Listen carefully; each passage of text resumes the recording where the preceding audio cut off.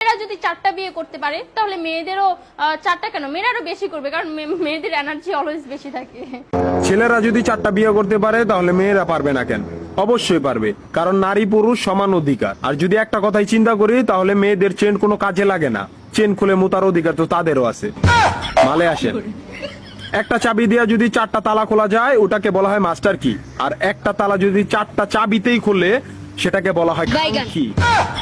ধরেন আপনি 4টা ইঁদুর পালেন, আপনার কাছে গর্ত আছে একটা, বাহিরে অনেক বৃষ্টি, বুঝেনি তো ওয়েদার ডিমান্ড। এখন 4টা ইঁদুরের একসাথে গর্তে ঢুকতে হবে, তখন আপনি কি করবেন? ধরলাম উপরে নিচে মিলাই আরো 2টা আছে, হ্যাঁ, তাহলে 4 নাম্বার ইঁদুরটা কই যাবো? কানের ফুটা দা না নাকের ফুটা দিয়া? হ্যাঁ, তার মধ্যে মাসের মধ্যে 7 দিন থাকে লকডাউন। আমি মানি, আমি না শুধু সবাই মানে, মেয়েদের অনেক পাওয়ার, মেয়েদের অনেক এনার্জি। তাহলে দেশের মধ্যে ঘন ঘন লোডশেডিং হয় কেন? আমার মাথায় কোনোভাবেই ঢোকে না।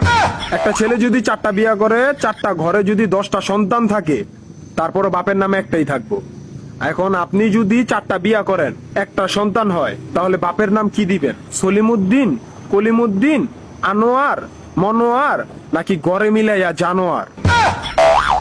আপনি কি নারী না ঢাকা শহরের লোকাল গাড়ি? 30টা সিট ফুল, 20 জন দাঁড়ানো, তারপরও বলে পিছনে সিট খালি, ওঠেন তাড়াতাড়ি, পিছনে সিট খালি, ওঠেন তাড়াতাড়ি।